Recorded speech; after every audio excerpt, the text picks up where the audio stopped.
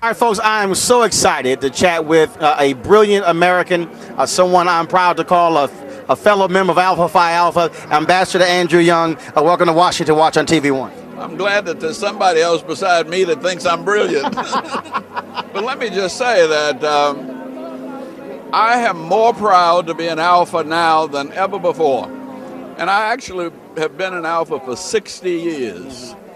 But when I went to see that Martin Luther King monument, I couldn't hold back the tears. But it wouldn't have happened if it hadn't been for our fraternity taking the lead on it. The monument really will make everybody proud. But it's not a black monument. It's a monument to changing the world without hatred and violence. And if we can keep that message forward, because people are going to resent it, because he's standing 30 feet tall. Lincoln ain't but 19 feet tall. Well, he's standing and Lincoln is sitting. Yeah, I want to ask you a few questions. I mean, look, you've been mayor of a city, you served in Congress, you've been an ambassador. What is your sense of the state of the country, the mood right now with President Obama in office, Republicans not controlling the House, just your sense of the mood of this country? Well, the mood right now is in process. There was an anger and frustration because President Obama is succeeding. He succeeded with the health care, and there's nothing controversial about that health care. Senator Kennedy introduced a similar bill when I was co-author of it back in 1973.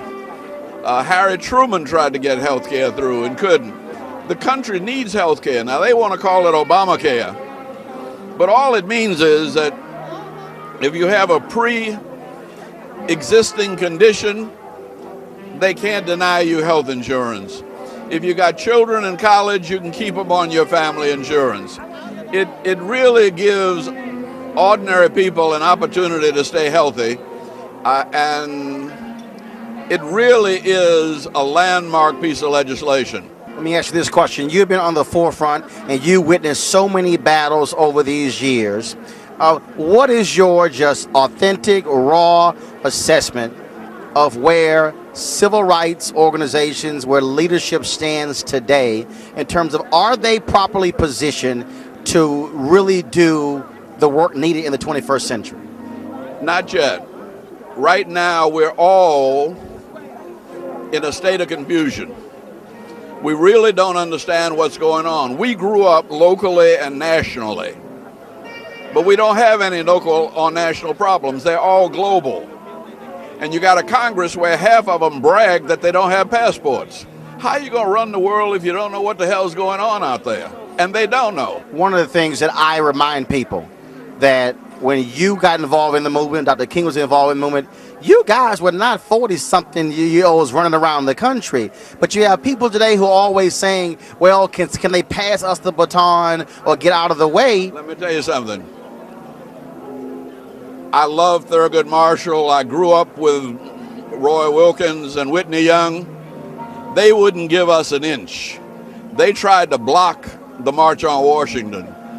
They criticized us for sitting in, and they were scared to death of mass marches and jail-ins. We took it, and we took responsibility for it, but then we recognized their leadership. We couldn't have done, Martin Luther King could not have done what he did in 1955 if Thurgood Marshall hadn't done what he was doing in 1940. And I think about an 8-year-old in New Orleans when we went to the federal court to see Thurgood Marshall as a skinny young man pleading the case for the equalization of black and white teachers' salaries.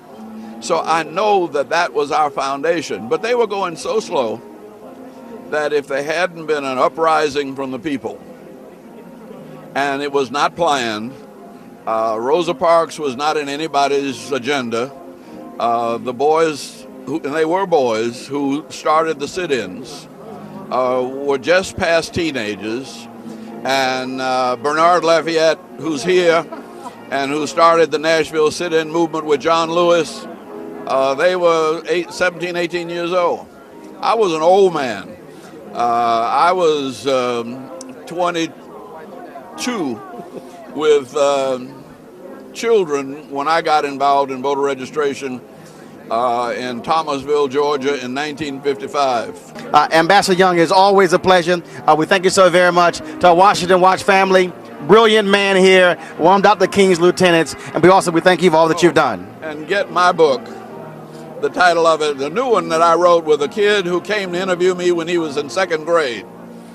And now he's a banker with J.P. Morgan, and we have been arguing for 25 years. But he decided to ask could he tape my speeches. And I said, yeah, I'm not running for anything. I don't give a damn what anybody thinks about what I think. So he actually put it in a book called Walk in My Shoes. And again, it's what I think, no bullshit. All right. We'll put this in the book review section of the show. We appreciate it, sir. Thanks.